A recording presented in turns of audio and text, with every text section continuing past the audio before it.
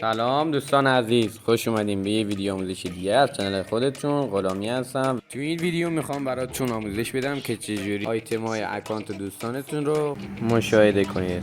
بدون معطلی بریم سراغ ویدیو. برای این کار باید شما رو این گزینه کلیک کنید و همچین صفحه براتون باز میشه و شما اینجا میتونید مشاهده کنید چند تا میتیک، چند تا لژند و چند تا آن آپگریدی یا اکسود، همه چی التیمیت رو داره و شما از این بخش رو گزینه سوم کلیک میکنید و همینجور که مشاهده میکنید همچین صفحه براتون باز میشه که دیگه بقیهش معلومه.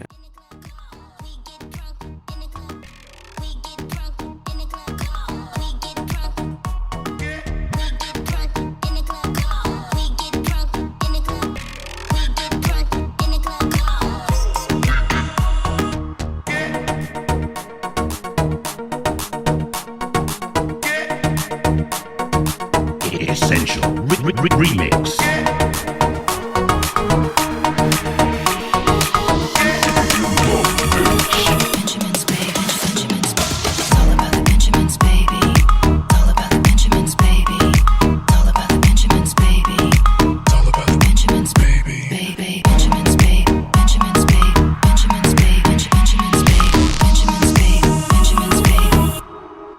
Quick erase it, buy it, use it, break it, fix it, trash it, change it, melt it, work out it, point it, zoom it, press it, snap it, work it, quick erase it, buy it, use it, break it, fix it, trash it, change it, melt it, work out it, point it, zoom it, press it, snap it, work it, quick erase.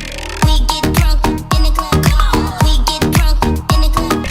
We get drunk in the club. We get drunk. We get drunk in the club. We get drunk in the club.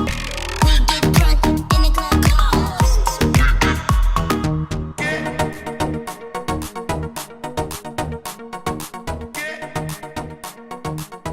Essential Remix.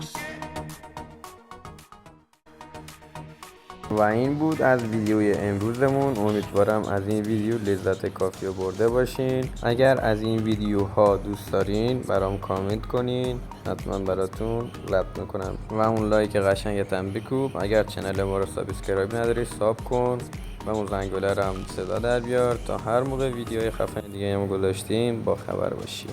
تا ویدیوی بعدی، خدا نگهدار.